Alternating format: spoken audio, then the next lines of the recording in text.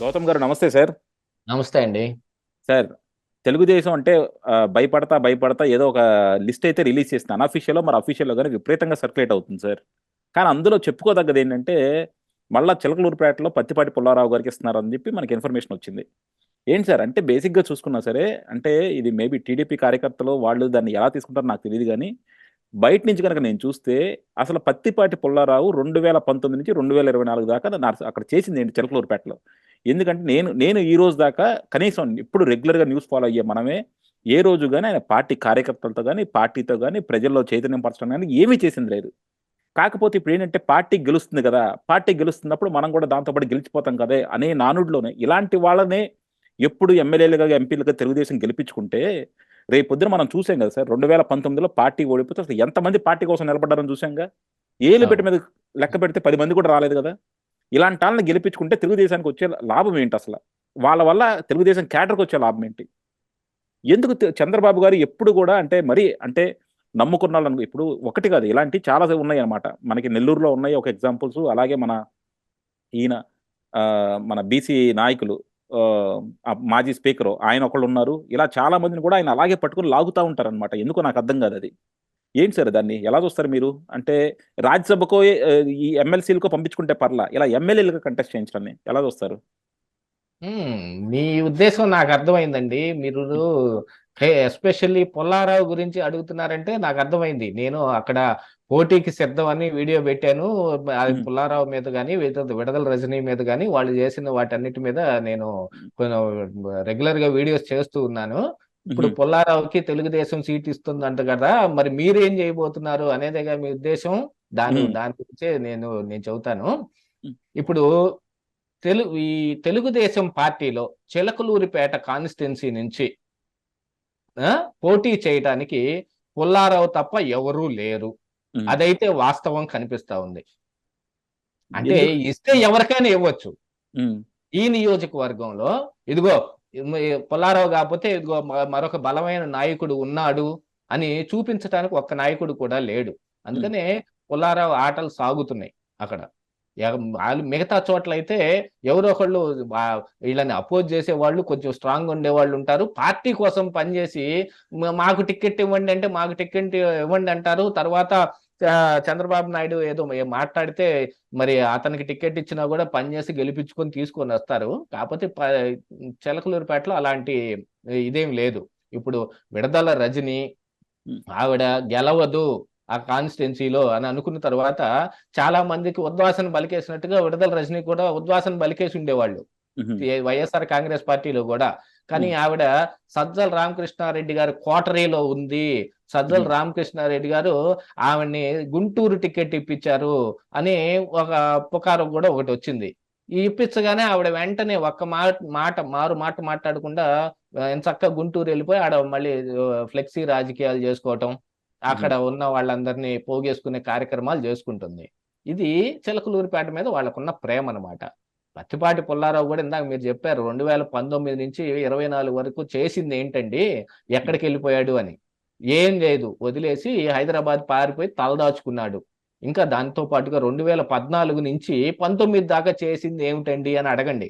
అధికారంలో ఉండి మంత్రి పదవిని అనుభవించి వ్యవసాయ శాఖ మంత్రిగాను, తర్వాత సివిల్ సప్లైస్ శాఖ మంత్రిగాను ఆయన ఏం చేశాడు?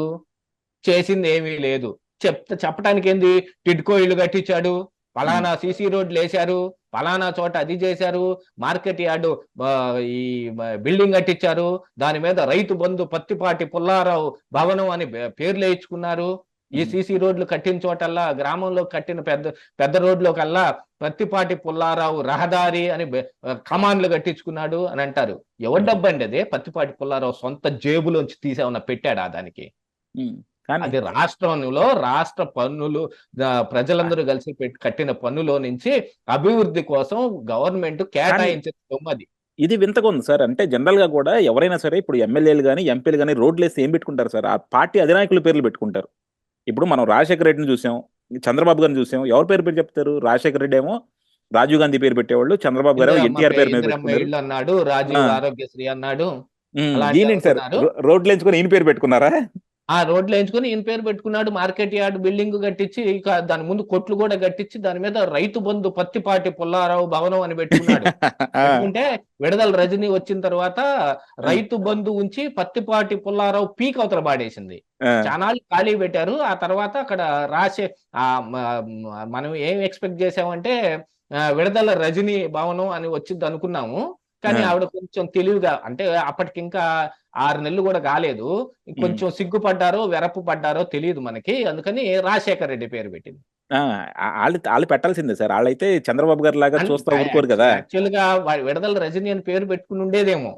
కొంచెం ఇప్పుడున్న లాంటి స్టేటస్ ఉంటే కనుక గ్యారంటీగా పెట్టుకునే. అప్పుడు జగన్ పీకేసేవాడుగా, విడుదల రజనీ పీకినట్టు జగన్ పీకేసేవాడు విడుదల రజనీ. దానికి ఇప్పుడు చిలకలూరిపేటలో ఇప్పుడు అలాంటి పరిస్థితులు ఉన్నాయి. చిలకలూరిపేటలో టీడీపీలో పోటీ చేయడానికి పత్తిపాటి పుల్లారావు తప్ప ఎవరూ లేరు. కాకపోతే ఇస్తే నేను చేస్తాను, టీడీపీ నాకు ఎందుకు ఇవ్వకూడదు చెప్పండి. మీ కుండబద్దలు టీడీపీకి అనే కాదనుకోండి చేసింది, కానీ ప్రతిపక్షాలందరినీ మూలను కూర్చోబెట్టాడు జగన్మోహన్ రెడ్డి. ఇదే చంద్రబాబు నాయుడిని ఇంట్లోంచి బయటకు రాకుండా గేట్లకు తాళ్లు కట్టి పల్నాడు వెళ్లకుండా ఆపేస్తే ఏం చేశారు? ఏం చేయగలిగారు చెప్పండి? కానీ మేం చేశాం. ఏం చేశాం?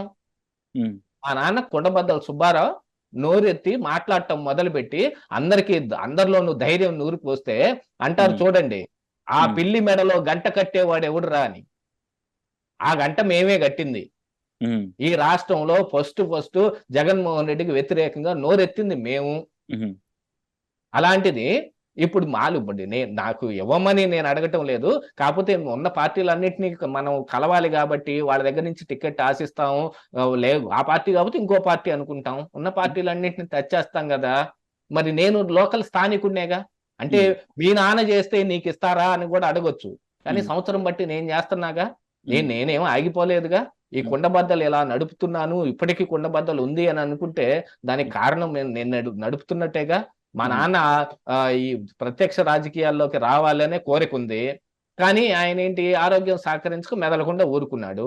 మరి నాకు అన్ని బాగానే ఉన్నాయి కదా. నేను చిలకలూరిపేట స్థానికుడు, ఆ కాన్స్టిట్యున్సీ స్థానికుడిని.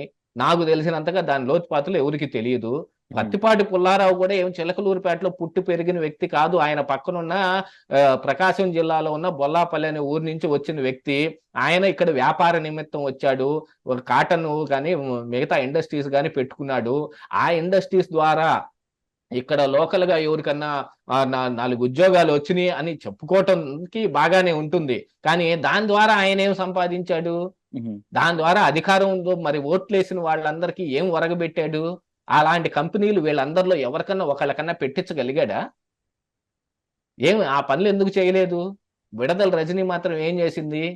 మా ఆయన సాఫ్ట్వేర్, మాకు పెద్ద అమెరికాలో పెద్ద సాఫ్ట్వేర్ కంపెనీలు ఉన్నాయి, మేము అత్యద్భుతంగా 1000 కోట్లు సంపాదించామని పుకారు పట్టించుకొని చివరికి వచ్చి వాళ్ళ మామగారు ఈ టీడీపీ పార్టీలో ఉండి మార్కెట్ యార్డ్ చైర్మన్ గా చేసి బాగా బొక్కేస్తే ఆ డబ్బుల్ని వాడుకొని ఆస్తులుంటే దాన్ని ఒక ఫైనాన్స్ కంపెనీ దగ్గర తాకట్టు పెట్టుకుంటానికి పోతే చివరి రోజుకి ఆవిడ దగ్గర డబ్బులు లేక ఫైనాన్స్ కంపెనీ దగ్గరికి వెళ్తే వాళ్ళు పేపర్లో వేశారు, ఫలానా వాళ్ళు ఇగో మా దగ్గరికి ఈ ఆస్తుల్ని తాకట్టు పెట్టడానికి వచ్చారు, దీని మీద ఏదైనా మీకు లిటిగేషన్స్ ఏదైనా ఉంటే, అభ్యంతరాలు ఏదైనా ఉంటే ఫలానా తారీఖులోగా మాకు తెలియజేయగలరు, లేని అట్లా దాటిపోతే ఇక మాకు ఎటువంటి సంబంధం లేదు, ఇక మీరు కోర్టులో చూసుకోవటం తప్ప అని.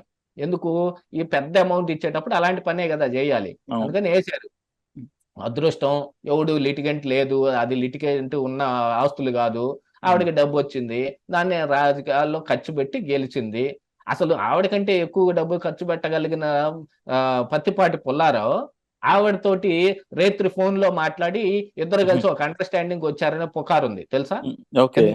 నేను ఇదిగో ఇంత మించి ఖర్చు పెట్టలేను, నా దగ్గర ఉన్న సొమ్ములు ఇవే, నేను ఎక్కువ కొనలేను ఓట్లు, మీరు కూడా కొనకండి, మీరు కూడా ఇంత మించి ఇవ్వకండి అని ఆవిడ చెబితే, అంతే ఈయన కూడా ఓటుకి అంతే డబ్బులు కట్టాడనే పుకారు కూడా ఉంది. అంటే విడుదల రజనీ గెలుపు వెనక పత్తిపాటి పుల్లారావు హస్తం ఉందా లేదా? అసలు పత్తిపాటి పుల్లారావు కదా ఈ విడుదల రజనీ తీసుకొచ్చి మన నెత్తిని అంటగట్టింది. ఆవిడ ఒక రైతు బజార్ ఉంటే రైతు బజార్ బయట ఒక టీ స్టాల్ ఉంది, ఆ టీ స్టాల్ కూడా ఆవిడ వాళ్ళ దగ్గర కూడా డబ్బులు ఆశిస్తోంది అనే పుకారు ఉంది. ఈవిడ గెలిచి గెలవంగానే టీడీపీ కార్యకర్తలు, అతని పేరు ఏదో ఉండాలి, ఒక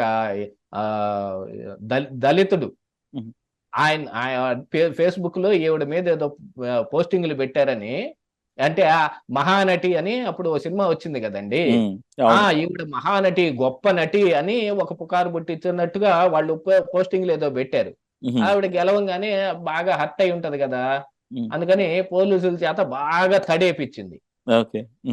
ఆ ఏపిస్తూ వాళ్ళు వీడియో కాల్ కూడా చేసి చూపించారని, అదే రఘురామకృష్ణరాజు గారిని సిఐడి ఆఫీసులో చెత్త కొడుతుంటే ఒకడు ఫోన్ తీసుకొని ఎవరికో చూపించాడని ఆయన చెప్పాడు. చూడండి, ఈ కార్యక్రమం విడుదల రజని అప్పుడే చేసింది.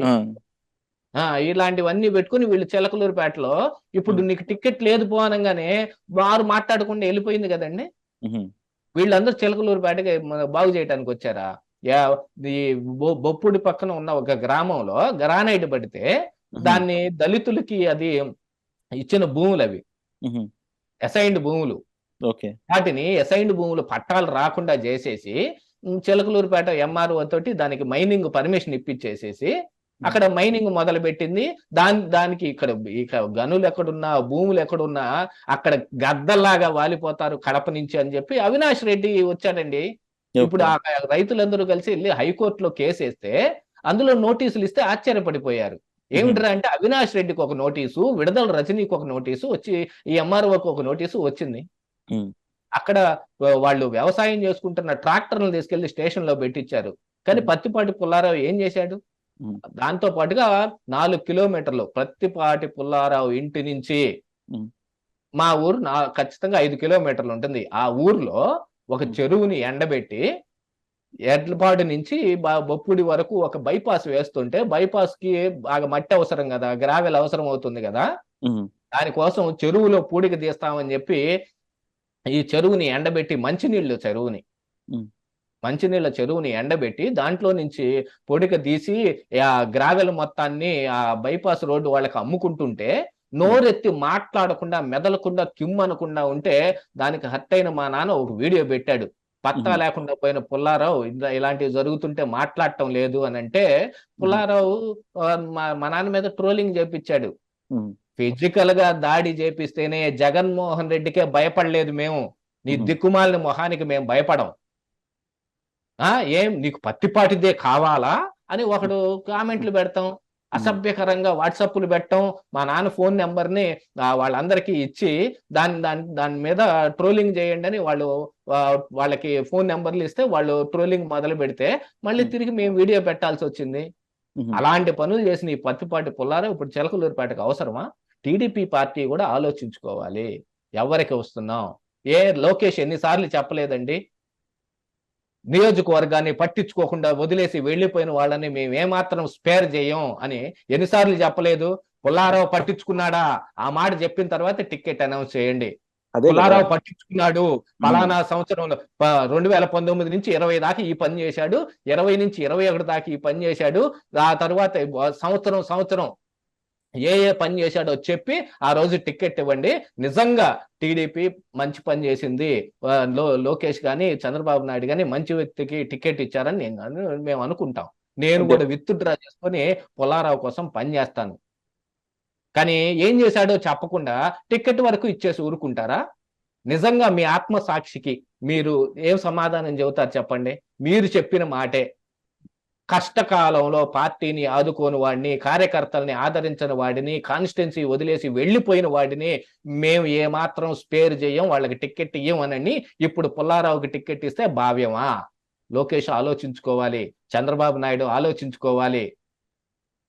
మేము ఆ కాన్స్టిట్యున్సీలో మా నాన్న మీద ఫిజికల్ గా దాడులు జరిగితే కారుని లారీ పెట్టి గుద్దిస్తే 2 పొలిగింతలు వేసిందండి. కారుకి తిరిగి బాగు చేయించుకోవటానికి కారు కొన్న దాంట్లో సగం అయింది, ఆ మేరకు డ్యామేజ్ అయింది. చాలా త్రుటిలో తప్పించుకున్నాడు మా నాన్న, కాళ్ళకు 2 దెబ్బలు తగిలి. ఎందుకంటే ఆయన ఆరోగ్యం పెద్దగా బాగోదు, ఆయన డయాలసిస్కి వెళ్ళాలి కాబట్టి మార్నింగ్ డయాలసిస్ వెళ్తూ ఉంటే ఒక లారీ పెట్టి గుద్దిచ్చేశారు. ఆ తర్వాత ఆ లారీని కూడా పోలీసులు వదిలేశారు. మేము కేసు పెట్టడానికి పోతే ఇది యాక్సిడెంట్ కదా, మీరు ఎందుకు కేసు పెడుతున్నారు అని అడిగారు పోలీసులు. ఉహు, ఈయన గదవాయించి నేను యాక్సిడెంట్ అని నేను చెప్పాను నీకు ఎవరు చెప్పారు యాక్సిడెంట్ అని, ఏది ప్రూఫ్ చూపించు, నా మీద జరిగిన హత్యా ప్రయత్నం అని నేను 100 ప్రూఫ్ చూపిస్తా అంటే అప్పుడు ఎఫ్ఐఆర్ కాపీ దాన్ని నమోదు చేసుకుని మా మొఖాన్ని ఒక ఎఫ్ఐఆర్ కాపీ వేశారు. కొట్టుకున్న లారీని కూడా వదిలేశారు. ఎక్కడైనా జరుగుద్ది అక్కడ? ఉహు, మరి ఎన్ని బాధలు పడి ఎవరి కోసం మేము పోరాడింది? ఈ ప్రజల కోసం కాదా? ఉహు, అంటే మాకు ఎటువంటి అధికారం లేనప్పుడే ప్రజల కోసం మేము ఏ మాత్రాన పని చేయగలుగుతున్నాం అనేది ఒకసారి గుర్తుపెట్టుకోవాలి కదా. మరి మాలాంటి వ్యక్తులు మళ్ళీ రాజకీయాల్లోకి వస్తే మీకోసం పని చేస్తారనేది లేదా? దీంతో పాటుగా మా దగ్గర కూడా చాలా ప్లాన్స్ ఉన్నాయి. చంద్రబాబు నాయుడు చెప్పినట్టు P3 ప్రోగ్రాము, P4 ప్రోగ్రామ్ అన్నాడు చూడండి, PPP, ఉమ్, పబ్లిక్ ప్రైవేట్ పార్ట్నర్షిప్, ఆ తర్వాత మొన్న పబ్లిక్ ప్రైవేట్ పీపుల్ పార్ట్నర్షిప్ అని. అట్లాగనే మా దగ్గర కూడా చాలా ఉన్నాయి. కాన్స్టిట్యున్సీలో బాగు చేయటం కోసం ప్రతి ఒక్క రైతుని పారిశ్రామికవేత్తం చేసే ఐడియా ఉంది మరి నా దగ్గర. ఉహు, నాకు ఓటు వేయకపోయినా కూడా నేను చేస్తాను. దాన్ని అవకాశం కల్పిస్తే ఎక్కువగా చేయగలుగుతాను.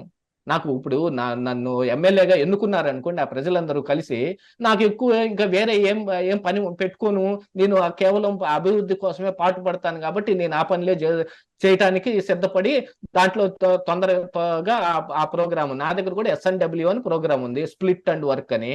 ఎందుకంటే ఇది ప్రపంచవ్యాప్తంగా నడుస్తున్న పనే.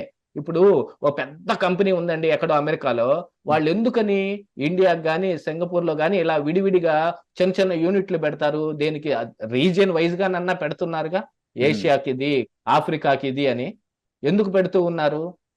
అక్కడ లోకల్ వర్క్ చేయటం, అక్కడ వాళ్ళని ఇంక్లూడ్ చేయటం, అక్కడ కూడా పని జరగటం, అక్కడ జరిగితే అది తక్కువ రేటుకి దాన్ని అందించగలగటం, ఇలాంటివి జరుగుతాయని కదా.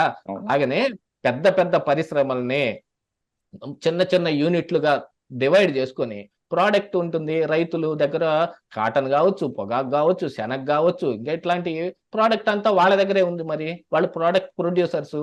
అలాంటి వాళ్ళ దగ్గర ఒక చిన్న యూనిట్ పెట్టామనుకోండి, 10 మంది రైతుల్ని కలిపి, అంటే ఇంత ముందు ఇది కోఆపరేటివ్ సెక్టార్ లో కొంత జరిగేది, కానీ ఇప్పుడు దాన్ని ఎవరు పట్టించుకోవట్లేదు కదా.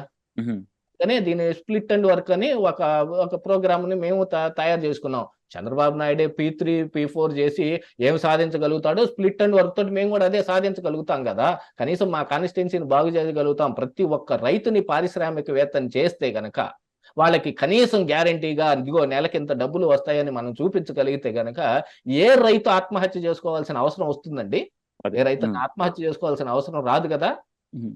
వాళ్ళ ఇంట్లో మా పిల్లలకు ఉద్యోగాలు లేవు అనే బదులు వాళ్ళందరూ కలిసి అందులోనే ఉద్యోగం చేస్తారుగా, అందులోనే పని చేస్తారుగా. దాన్ని ఉద్యోగం అని అనుకుంటారు కదా. అలాంటి కార్యక్రమాలు మా దగ్గర కూడా ఉన్నాయి. కాకపోతే మేము దీనికి డెడికేటెడ్ గా ఉండాలి అని అంటే మాకు కనీసంలో ఎమ్మెల్యే అన్న అయితే దాని మీద డెడికేటెడ్ గా ఉండగలుగుతాం. లేదు అనుకోండి, మేము మరి వేరే కార్యక్రమాలకు చూసుకుంటూ ఉంటాం కదా. దానికోసమే అడిగేది అందరినీ, ప్రజల్ని మమ్మల్ని గెలిపించండి, మా దగ్గర కూడా చాలా ప్రోగ్రాంలు ఉన్నాయని. మరి పత్తిపాటిని గెలిపించడానికి ఏం కారణాలు ఉన్నాయి చెప్పండి. విడదల రజని అంటే వెళ్ళిపోయింది, ఇప్పుడు మల్లెల రాజేష్ నాయుడు అక్కడ ఇన్ఛార్జిగా ఉన్నాడు. అసలు వైఎస్ఆర్ కాంగ్రెస్ పార్టీ చిలకలూరుపేటకి ఏం చేసిందో చెప్తే అప్పుడు వాళ్ళిద్దరు వాళ్ళని గెలిపిపోవటమా అనేది చూసుకోవచ్చు. మమ్మల్ని గెలిపించడానికి మేమేం చేసామో చెబుతున్నాం. వాళ్ళు ఏం చేశారో చెప్పమనండి. ఎవరి దగ్గర సమాధానం లేదు. కాకపోతే ట్రోలింగ్లు అయితే బాగా గట్టిగా చేస్తా ఉంటారు. డెఫినెట్ గా అండి. రాజకీయాలన్నీ ఏంటంటే వాళ్ళు ఏం చేశారనే దానికన్నా వాళ్ళు ఏం తెస్తున్నారు, ఎంత తెస్తున్నారు అనే దాని మీద ముడిపడి, ఎంత డబ్బులు తెస్తారు అనే దాని మీదనే. ఇప్పుడు నన్ను కూడా చాలా మంది, నేను ఆ వీడియో పెట్టినప్పుడు చాలా మంది అడిగారు, అనవసరంగా మీరు డబ్బులు ఖర్చు పెట్టుకుంటున్నారేమో, మీ ఆర్థిక స్తోమత ఏమిటి, ఒక మధ్య తరగతి వాడు రాజకీయాల్లో పాల్గొంటూ ఉంటుందా, ఈ డబ్బులు ఎంత ఖర్చు అవుతాయి తెలుసా అని. తెలియని పిచ్చోడిని ఏం కాదుగా నేను. ఇప్పుడు రాజకీయాల్లో విశ్లేషణ చేసేంత స్థాయికి వచ్చాము అని అంటే ఏం ఖర్చు అవుతుంది మనకి తెలుసు కదా. దానికి సిద్ధపడి దానికి సమాయత్తం చేసుకునే కార్యక్రమాలు చేస్తున్నాం. ఆ సమాయత్తం చేసుకుని, కాకపోతే ఇందులో ఏంటంటే ఒక నిజాయితీ పాటిస్తాం. వాళ్ళకు పుల్లారావు లాగానో, విడదల రజనీ లాగానో, లేకపోతే మల్లెల రాజేష్ నాయుడు లాగానో వాళ్ళలాగా మేము అకృత్యాలకు పాల్పడం. ఎందుకంటే మేము అట్లాంటి అకృత్యాలకు పాల్పడగలిగేంత సొమ్ము ఖర్చు పెట్టం కాబట్టి. కానీ దీనికి మౌలికంగా కావాల్సిన వాటన్నిటిని మేము చేయటానికి రెడీగా ఉన్నాం. రాజకీయం ప్రస్తుతం ఏ పందాలో నడుస్తుందో ఆ పందాలోనే వస్తాం. ఉమ్, దానికి అయ్యే ఖర్చు ఏదన్నా ఉంటే ఆ ఖర్చు పెడతాం. దానికి సమాయత్తం చేసుకుంటాం. చాలా మంది ఉన్నారు. ఏం పార్టీలకే ఫండ్ ఇస్తారా? మాకు కూడా ఇచ్చేవాళ్ళు చాలా మంది ఉన్నారు.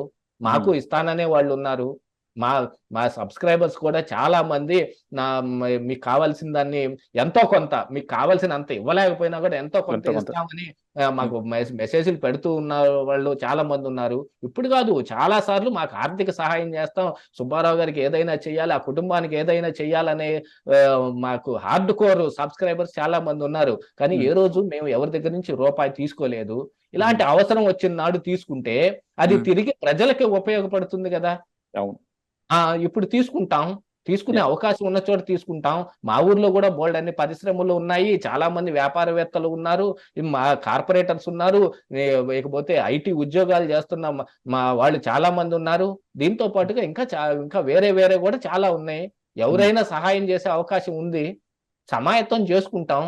ఉమ్, మేమేం చేయగలమో చెబుతాం. మేము ఎంత మంచిని సాధించి పెట్టగలమో చెబుతాం. యా, నమ్మిన వాడు ఇస్తాడు, యా. ఓటేస్తాడు.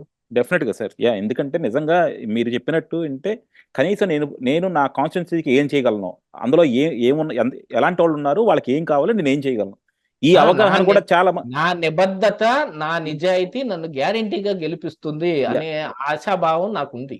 అదే ఈ అవగాహన లేని వాళ్ళు కూడా చాలా మంది చాలా పార్టీల నుంచి కూడా కంటెస్ట్ చేస్తున్నారు. కానీ రాజకీయ పార్టీలు ఇప్పుడైనా సరే వాళ్ళంతా కూడా రాజకీయ పార్టీ ఏదైనా సరే చివరిగా వాళ్ళు చేయాల్సింది ప్రజాసేవ. సో వాళ్ళన్నా సరే గుర్తించి మీలాంటి వాళ్ళకి అవకాశం ఇస్తారని ఆశిద్దాం sir. Thank you sir. Thank you very much అండి.